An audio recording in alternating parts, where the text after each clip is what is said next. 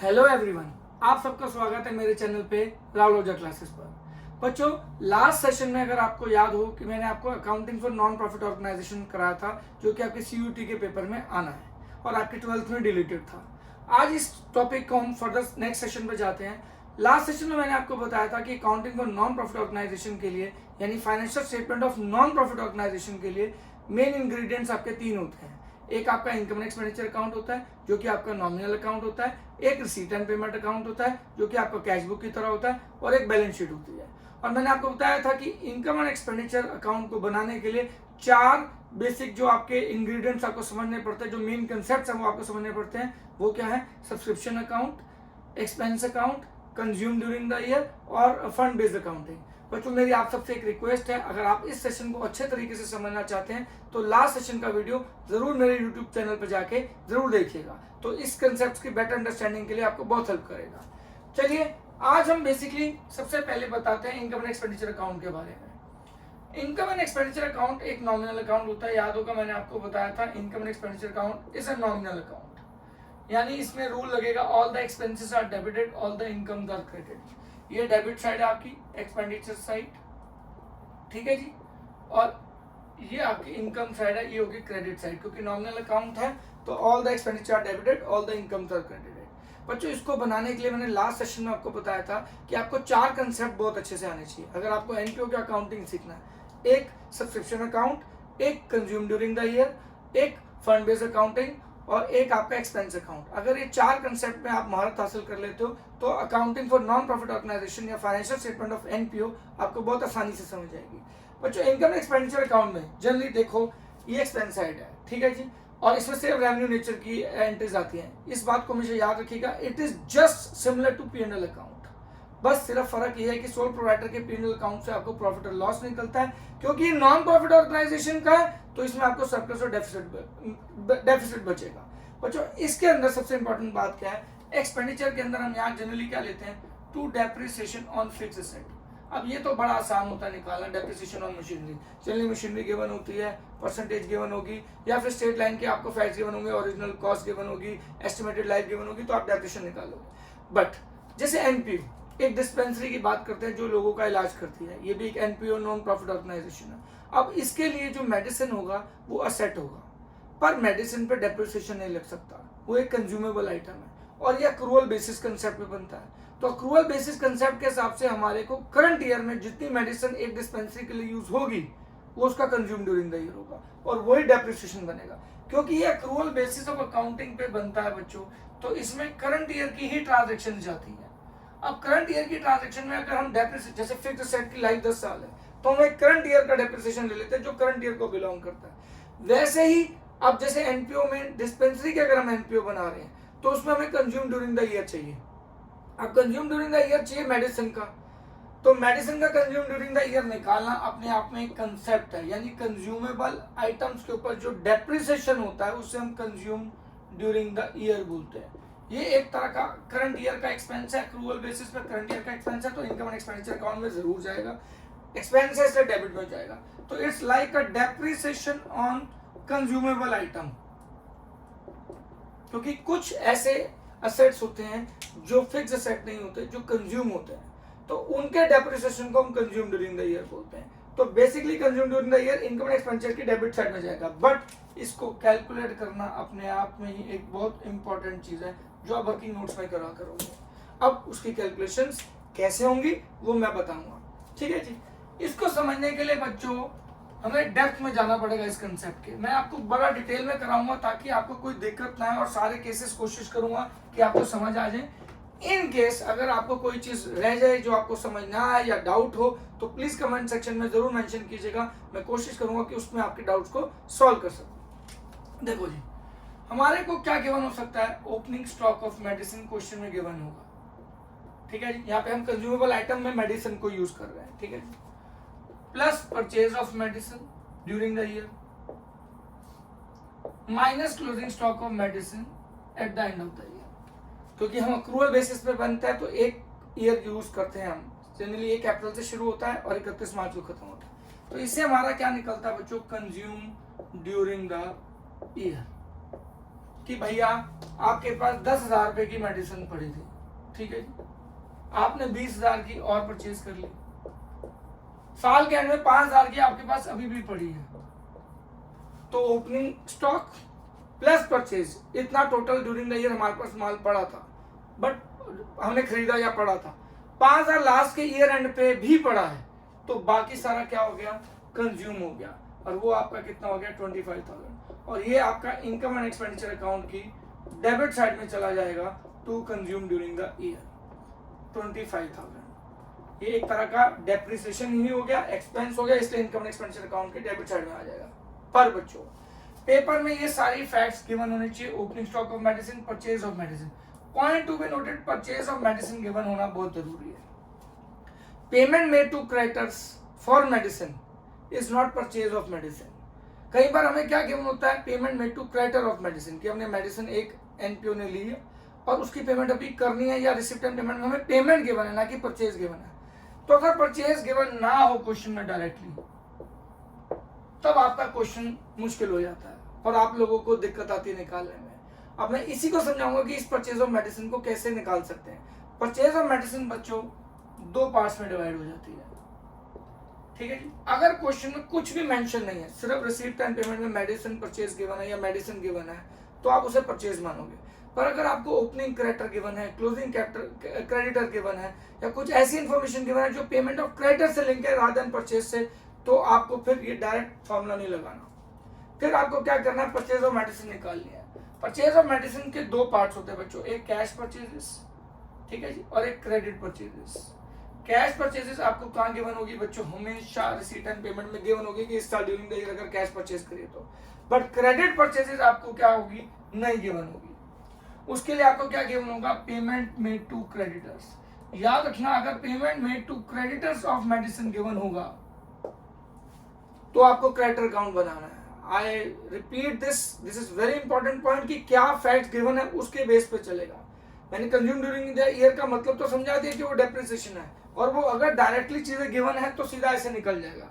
But point to be noted, अगर आपको payment made to creditor given है तो आपको क्रेडिट परचेज निकालना पड़ेगा। कैश परचेज अगर गिवन होंगी क्वेश्चन में तो इनको ऐड करके टोटल परचेज आएगी, और टोटल परचेज को करके फिर यहाँ इस फॉर्मूले में फिट करेंगे तो आपका आंसर आएगा कंज्यूम ड्यूरिंग द ईयर।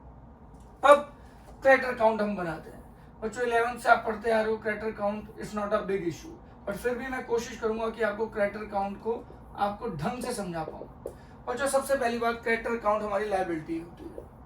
सबको पता है, we should always take ourself as a business entity. Concept accounts का सबसे इंपॉर्टेंट कंसेप्ट है कि आपको जो भी अकाउंट बनाना है as a business point of view से बनाना है, rather than businessman point of view से। तो जब आप क्रेडिटर अकाउंट बनाओगे, सबको पता है बच्चों, लायबिलिटी के क्रेडिट बैलेंस होते हैं, ठीक है जी। क्रेडिट बैलेंस का मतलब क्या होता है, जिस चीज के क्रेडिट बैलेंस होते हैं उसका ओपनिंग बैलेंस क्रेडिट साइड में जाता है, उसका क्लोजिंग बैलेंस डेबिट साइड में जाता है। Credit side plus side, debit side minus side, यानी क्रेडिट में वो सारी चीज जाएंगी जो उसको बढ़ाएंगी, और डेबिट में वो सारी चीज जाएंगी जो उसे कम करेंगी। ये आपको 11th में बेसिक कंसेप्ट पढ़ा होगा। तो क्रेडिटर अकाउंट की जो डेबिट साइड होगी बच्चों, वो माइनस साइड होगी, जो भी क्रेडिटर को कम करेगी, और क्रेडिट साइड कौन सी होगी, जो क्रेडिटर को बढ़ाएगी। और इसका ओपनिंग बैलेंस क्रेडिट में जाएगा, क्लोजिंग बैलेंस जो होगा वो डेबिट में जाएगा। ये आपने 11th में अपने रूल्स ऑफ डेबिट क्रेडिट में और लेजर में जरूर सीखा होगा अपने टीचर से रिस्पेक्टिवली। तो अब क्रेडिटर अकाउंट बनाएंगे, सवाल उठता है सीक्वेंस। हमें basic consume during the year निकालना है, जिसके लिए इन्फॉर्मेशन चाहिए थी। परचेज ऑफ मेडिसिन ना गिवन हो तो हमारे को परचेज निकालनी पड़ेगी। फिर सवाल देखना है कि क्वेश्चन में देखना है कि कैश परचेजेस या कैश परचेज गिवन है या नहीं, और अगर नहीं गिवन तो पेमेंट मेड टू क्रेडिटर अगर गिवन होगी। जैसे ही payment made to creditor given होगी, आपको क्रेडिटर अकाउंट बनाना पड़ेगा। क्रेडिटर अकाउंट बनाने का फॉर्मेट सिंपल है, एक लेजर है, क्रेडिटर आपकी लायबिलिटी, लायबिलिटी क्रेडिट बैलेंस है। तो यहाँ पे आ जाएगा बाय बैलेंस ब्रॉट डाउन, ये आपका हो गया ओपनिंग क्रेडिटर, ठीक है जी। ये हो गया आपका closing balance, to balance carried down, ये हो गया क्लोजिंग बैलेंस ऑफ क्रेडिटर, ठीक है जी, क्योंकि क्रेडिटर आपकी लायबिलिटी है। अब क्रेडिटर कौन होता है, जिसको हमने पैसे देने हैं। अगर हमने एडवांस दे रखा है तो हमारे लिए क्या हो जाएगा, बिजनेस पॉइंट ऑफ व्यू से असेट हो जाएगा। तो यहाँ पे क्या आ जाएगा, टू बैलेंस ब्रॉट डाउन और बाय बैलेंस कैरी डाउन, क्योंकि वो असेट बन जाएगा। कौन सा, एडवांस पेड टू क्रेडिटर। हमने क्रेडिटर के पैसे देने हैं वो लायबिलिटी है। अगर हमने एडवांस दे रखा है क्रेडिटर को तो हमारा सेट हो जाएगा, तो वो हमारा डेबिट बैलेंस की तरह आएगा, तो वो उसका ओपनिंग बैलेंस यहाँ आ जाएगा और closing balance advance paid to creditor का यहाँ आ जाएगा, क्योंकि वो असेट के तरह ट्रीट होगा। सीधी सी बात है बच्चों, कंफ्यूज मत होना। हमने अगर क्रेडिटर को पैसे देने तो लायबिलिटी, तो ओपनिंग यहाँ, क्लोजिंग यहाँ। और अगर हमने एडवांस दे रखा है तो as a business we should always consider as a business while preparing accounts of any firm, तो हमारे लिए वो असेट हो जाएगा। तो असेट का ओपनिंग बैलेंस डेबिट जाएगा, क्लोजिंग बैलेंस क्रेडिट जाएगा। पहले तो ये बैलेंसेस फिट करना सीख लेना। उसके बाद आपको क्या गिवन होगा, पेमेंट मेड टू क्रेडिटर। अगर आप इसकी जनरल एंट्री करते हो तो क्या करोगे, क्रेडिटर टू बैंक। क्रेडिटर कम हो रहे हैं तो माइनस साइड टू बैंक। यहाँ पे आपका क्या आ जाएगा बच्चों, payment made to creditors. Point to be noted, यहाँ आपका पेमेंट मेड टू क्रेडिटर्स आ जाएगा, टू बैंक। ठीक है जी। और जो यहाँ बैलेंसिंग फिगर आपकी बचेगी बच्चों, वो क्या होगी, बाय परचेजेस। और वो परचेजेस कौन सी होंगी बच्चों, मेक श्योर दैट वो क्रेडिट परचेजेस ही निकलेंगी। अगर क्वेश्चन में कैश परचेजेस की कोई इंफॉर्मेशन नहीं गिवन है तो क्रेडिट परचेजेस ही टोटल परचेजेस बन जाएगी। तो जैसे ही ये बैलेंसिंग फिगर यहाँ निकलेगी, आपका फर्स्ट टास्क क्या होगा बच्चों, आपको ये चेक करना कि कैश परचेज क्वेश्चन में गिवन है कि नहीं। अगर कैश भी गिवन है तो ये वाली credit purchase plus cash purchase मिला के टोटल परचेज, और फिर इस फॉर्मूले में पुट कर दोगे तो आपके पास क्या आ जाएगा, कंज्यूम ड्यूरिंग द ईयर। अब आप बोलोगे सर ये बाकी चीजों को क्या है, आप ध्यान से देखो, ये हमारा ओपनिंग बैलेंस शीट में चला जाएगा एक तरह से क्रेडिटर, ये हमारा क्लोजिंग बैलेंस शीट में चला जाएगा, क्लोजिंग बैलेंस शीट में आपका लायबिलिटी एज ए क्रेडिटर चला जाएगा, ये ओपनिंग बैलेंस शीट का असेट बन जाएगा एडवांस, ये क्लोजिंग बैलेंस शीट का असेट बन जाएगा, ये रिसीट एंड पेमेंट से बेसिकली आ रखी है पेमेंट, ठीक है जी। और ये आपकी कहाँ जाएगी, क्रेडिट परचेजेस। क्रेडिट परचेजेस कहाँ चली जाएगी, कंज्यूम ड्यूरिंग द ईयर की कैलकुलेशन के लिए। जैसे ही आपके पास यहाँ पे परचेज आ गई, रिमेंबर दैट ये it should be always purchase of medicine, it can never be payment to creditors. If payment to creditors given always prepare creditor account, जो मैंने आपको डिटेल में समझा दिया है। और ये सीधा बैलेंसिंग फिगर आपकी कहाँ चली जाएगी बच्चों, consume during the income and expenditure account की डेबिट साइड में, to consume during the year of medicine. तो बेसिकली ये आपका एक कंसेप्ट है कंज्यूम ड्यूरिंग द ईयर। ये आपको कैसे लोकेट करनी है चीजें अलग अलग अकाउंट में, कहाँ कहाँ से मीनिंग है उसका, ये मैंने डिटेल में एक्सप्लेन कर दिया। बट यहाँ पे मैं आपको एक दो चीजें और भी बताना चाहूंगा जो पेपर में कई बार आ जाती है। ठीक है जी, थोड़ा सा मैं इसको रब करता हूँ, आप पॉज करके अपने टाइम में इसको लिख लीजिएगा। अगर कोई हैंडराइटिंग का इशू तो आए मुझे माफ करना, मेरी हैंडराइटिंग बहुत ही खराब है आई नो, बट अगर आप मेरे कंसेप्ट क्लैरिटी पे ध्यान देंगे, कंटेंट पे ध्यान देंगे, तो आप चाहते जब मैं आपको बोल रहा हूँ तो आप उसी समय लिखते जाएं अपनी नोटबुक में, तो वो आपको बहुत हेल्प करेगा। फिर भी इन केस कोई इशू होता है तो आप मुझे कमेंट सेक्शन में बताइएगा, मैं कोशिश करूंगा कि आपकी क्वेरी का या आपकी प्रॉब्लम का, डाउट का सोल्यूशन आपको प्रोवाइड कर सकूं। ठीक है जी, तो ये आपका आ गया कंज्यूम ड्यूरिंग द ईयर। बच्चों कई बार देखा जाए तो ये कुछ नहीं है, ये स्टॉक अकाउंट ही है। अब थोड़ा सा इसको और डिटेल में एक्सप्लेन कर लेते हैं, ये स्टॉक अकाउंट ही है। ठीक है जी, आप एक स्टॉक अकाउंट बनाते हो किस पे, कॉस्ट पे। ठीक है जी, स्टॉक अकाउंट बन रहा है कॉस्ट पे। यहाँ आ गया to opening stock of medicine. ठीक है जी, इसको लिखने के बजाय यहाँ हम टू बैलेंस ब्रॉट डाउन और opening stock of medicine bracket में बताने के लिए यहाँ आ गया, क्योंकि स्टॉक हमारा असेट है। Point to be noted, stock हमारा असेट होता है। ठीक है जी, और जो भी असेट होता है उसके डेबिट बैलेंस होते हैं। तो उसकी, अब जिसके भी डेबिट बैलेंस होते हैं मतलब क्या होता है, उसकी debit side plus side, credit side minus side, उसका ओपनिंग बैलेंस डेबिट में जाएगा, क्लोजिंग बैलेंस क्रेडिट में जाएगा। ये अगेन मैं आपको बोल रहा हूँ, रूल्स ऑफ डेबिट क्रेडिट में आपने अपनी 11th क्लास में जरूर किया होगा। तो ये हमारा सेट है, तो इसका ओपनिंग यहाँ आ गया और ये इसका क्लोजिंग आ जाएगा बच्चों, आउटस्टैंडिंग एट द एंड। अब वही बात है, debit side plus side, credit side minus side, जो भी चीज स्टॉक को बढ़ाएगी इधर, स्टॉक को कम करेगी इधर। ठीक है जी, अब हमारे को यहाँ पे क्या चाहिए भैया, कंज्यूम ड्यूरिंग द ईयर चाहिए। तो हमारे को यहाँ पे क्या चाहिए, टू परचेज, जिससे हमारा स्टॉक बढ़ जाए, ऐड हो जाए। और यहाँ जो बैलेंसिंग फिगर बचेगी बच्चों वो क्या होगी, क्योंकि माइनस साइड है तो but obviously opening plus purchase minus closing. देखा जाए तो opening plus purchase minus closing, opening plus purchase minus closing, आपका यहाँ क्या आ जाएगा, by consume during the year. और वो आपका यहाँ पे आंसर आ जाएगा। तो आप चाहो तो सीधा स्टॉक अकाउंट भी बना सकते हो, नहीं तो आप ये फॉर्मूला भी यूज कर सकते हो। पर रिमेंबर दैट आपको परचेज ऑफ मेडिसिन गिवन होना चाहिए।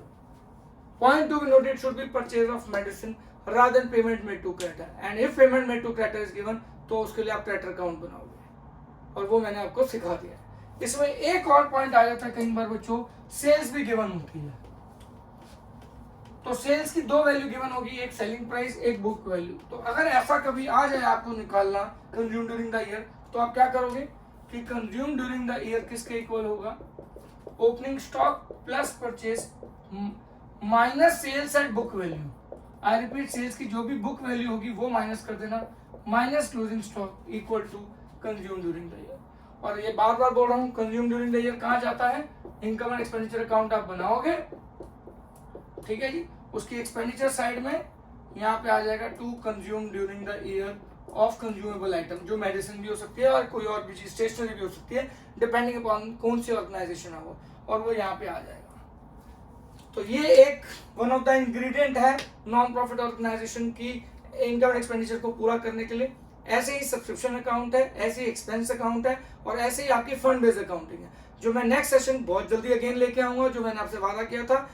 जैसे ही लेके आऊंगा आप उसको साइड बाय साइड देखते रहिएगा और पुराने सेशंस को जरूर देखिएगा, सो दैट आपकी कंटिन्यूटी बनी रहे। आई होप आज की क्लास, आपका सेशन आपको अच्छा लगा होगा। मिलते हैं ब्रेक के बाद। Thank you so much for everything. God bless you all.